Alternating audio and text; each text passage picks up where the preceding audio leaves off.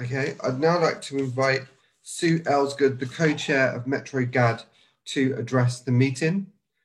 Sue, thank you for joining us. I'm going to give you up to 5 minutes. Thank you very much. Thank you very much, Councillor Thorpe, Good Cabinet, for giving me the opportunity to speak this evening. I'm the co-chair of Greenwich Association of Disabled People, Metro GAD. So, in spite of the fact that the consultation and engagement of the proposed new vision was not accessible and thus possibly breaking the law, we do broadly welcome the proposed changes to the health and social care vision for the borough. In fact, we've been asking for changes for some time, but we do ask you not to marginalise our human rights in an appendix to the main vision, but instead put our rights at the heart of the vision. In the main document, our human rights and independent living are fundamental and not just something to stick in an appendix. It's something that non-disabled people already have, can take for granted every single day of their lives.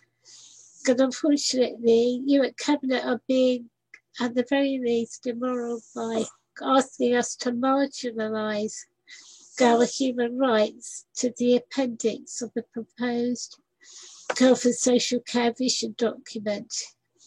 200 years ago, disabled people were placed in institutions just for being disabled. We've fought for over 50 years to have our human rights recognised.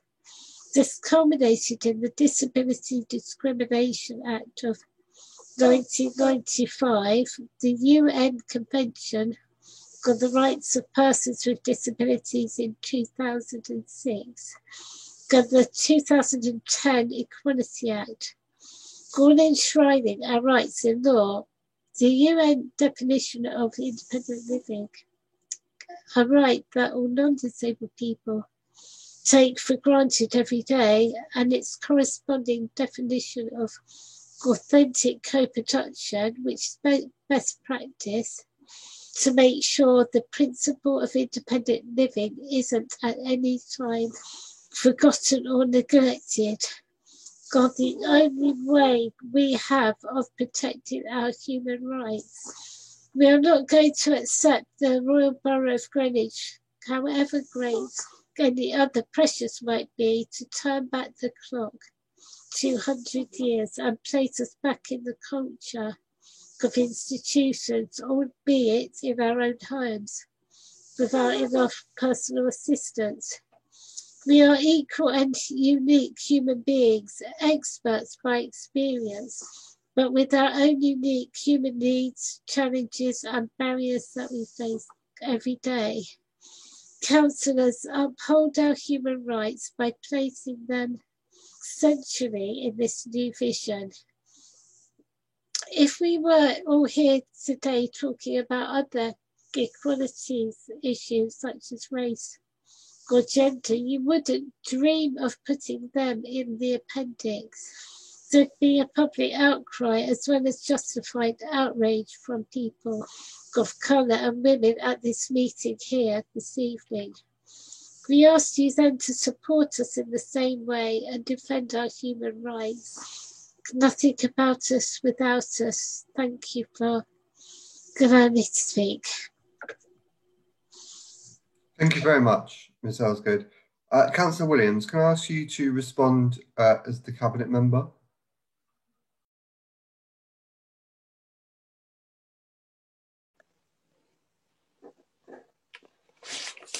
Thank you, Chair.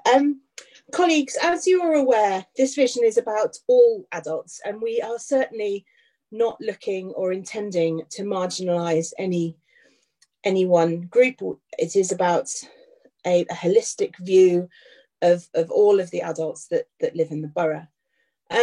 As Sue has mentioned, following further correspondence with Metro GAD, I had suggested that we include the definitions of both co-production and independent living as an appendix to the main vision document. And there is time before the document is finalised, and I'm happy to ask officers through co-production to work with GAD and other organisations in the borough to try and reach a consensus as to what is published. I'd also like to add that in addition, myself and the director have agreed to meet with Metro GAD on a quarterly basis, and we're more than happy to get those in the diary as soon as we can. And Metro GAD have also requested that a set of relevant indicators be drawn up in relation to this vision to monitor it. And I would like to suggest that this is done through the co-production approach that we have agreed, and that the scrutiny process. And I'm more than happy to speak with Councillor Mark James, the chair of the Appropriate Scrutiny Board, to ask that he work with Metro GAD and other groups in the borough and myself on this piece of work. Thank you, Chair. Thank you very much. Do any other members wish to speak? No, okay, well, I think I'd just like to say I'm aware of the ongoing work and commitment that has taken place between the council, Metro GAD, and a whole range of other partners and people with interest in what we're doing in this area. And it's just to sort of emphasise really what Councillor Williams has said, that it's absolutely our intention and our belief that the rights of people and the approach that we take to people is at the heart of the work that we're doing. It's clearly not the intention for anyone to be marginalised or to feel marginalised in any way. And you've heard there Councillor Williams's commitment to deepening and strengthening that work moving forward. So I'd just like to sort of emphasise that really clearly. And Sue, thank you for joining us today. Are members therefore content to agree to the decisions as set out in report number 8? Agreed. Brilliant. Thank you. And thank you, Sue, once again for joining us this evening.